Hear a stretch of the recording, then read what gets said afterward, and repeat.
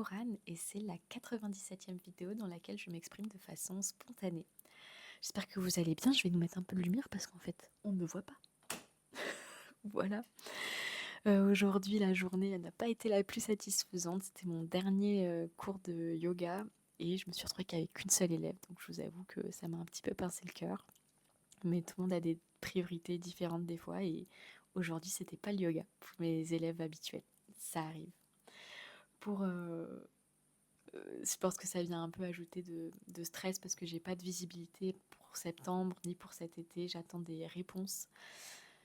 Et donc pour l'instant, je peux pas agir là-dessus et c'est très frustrant. Donc en attendant, je vais vous parler de la dernière lecture que j'ai faite, The Salt Path, qui a été une longue lecture. J'ai mis du temps à le lire parce que c'était en anglais.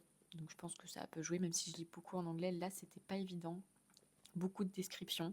Et donc je perdais le fil et le soir fatiguée, c'était très compliqué à suivre. Donc j'ai changé de tactique et j'ai lu le matin et entre midi et deux. Et au fur et à mesure, j'ai réussi à rattraper.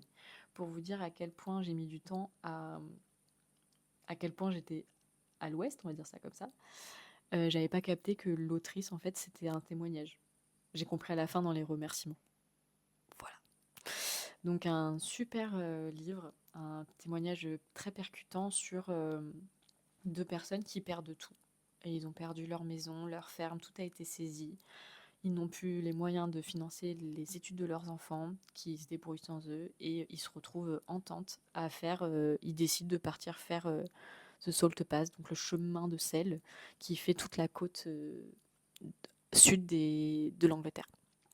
Donc c'est un livre qui parle de résilience, de désespoir, d'espoir, de beaucoup de nature. Ils font des descriptions incroyables de la nature et de comment recréer des repères aussi suite à avoir perdu un toit. Ça fait beaucoup de prévention, ou en tout cas, ça lève pas mal de préjugés qu'on peut avoir sur les personnes sans abri. Et moi, c'est la première fois que je lis un témoignage de ce type. Et ça remet en perspective pas mal de choses. On peut croire que c'est des personnes. Enfin, on a pas mal de préjugés, je pense, sur ce sujet-là. On est aussi un peu.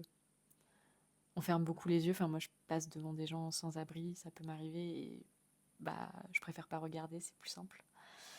Donc voilà, hyper intéressant à lire, ça m'a ouvert les yeux sur pas mal de choses.